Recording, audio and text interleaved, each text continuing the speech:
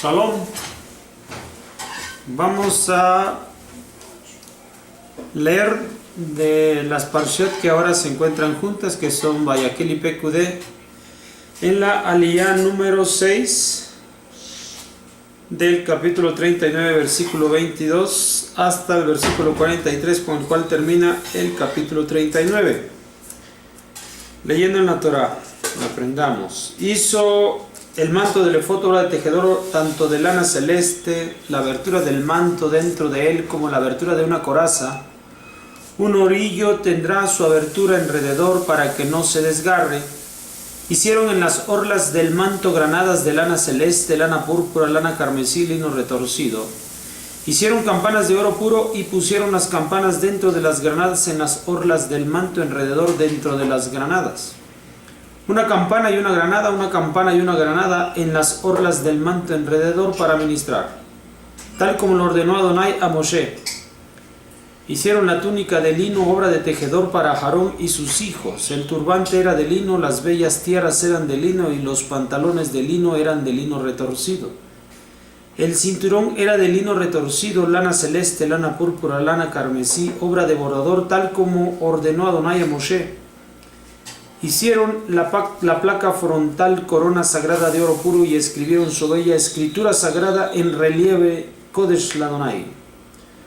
Pusieron en ella hilo de lana celeste para fijarlo sobre el turbante por encima, tal como ordenó Adonai a Moshe.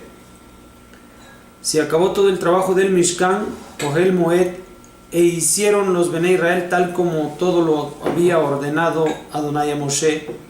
Así hicieron.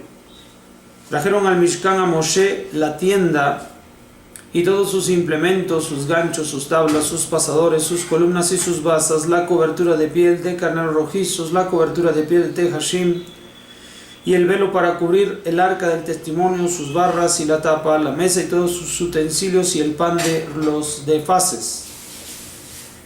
El candelabro puro, la menorá, sus candelas, las candelas de disposición, todos sus utensilios y el aceite para alumbrar. El altar de oro, el aceite de unción, ketoret, de perfumes, y el velo de la entrada de la tienda, el altar de cobre, la reja de cobre que tenía sus aras, sus barras, sus utensilios, la fuente y su base, las cortinas del patio, sus columnas, sus basas, el velo de la entrada del patio, sus cuerdas, sus estacas y todos los utensilios para ministrar del Mishkan, Ohel Moed, las vestiduras para cubrir, para servir en el santuario, las vestiduras sagradas para Aarón Jacoén y las vestiduras de sus hijos para ministrar, como todo lo que había ordenado Adonai a Moshe, así habían hecho los Bnei Israel todo el trabajo. Vio Moshe a toda la labor y aquí que la habían hecho tal como ordenó Adonai, así hicieron, entonces los bendijo Moshe. Bien, aquí la sexta aliyá va a hablar de la reunión de todos los elementos que fueron elaborados por el pueblo. Estos se presentaron delante de Moshe Rabenu, todos los elementos para componer el Mishkan, o sea que ya se había terminado toda la labor, se habían hecho en forma independiente, cada persona estaba laborando con ellos en su lugar donde los estaban fabricando, y al final los reunieron delante de Moshe. Los reúnen delante de Moshe a fin de que se conozca que toda la labor ya está realizada, toda la labor ya está terminada, cada quien desempeñó su labor en cada lugar y ahora delante de Moshe se encuentra todo.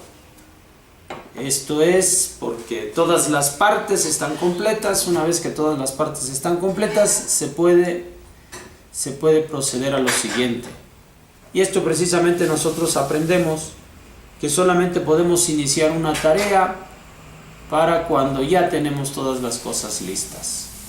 De tal manera que una vez que se arranque, una vez que se empiece, todo se termine y se pueda dar las cosas de la forma correcta.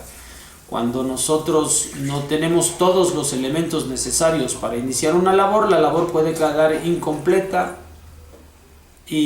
o puede traer consigo otros detalles, otros problemas. Así que cuando vayamos a empezar algo debemos iniciar ya que tengamos todo lo necesario. Esto es lo que dice la sexta aliyá. Nos vemos para la última aliyá de estas parshiot. Shalom.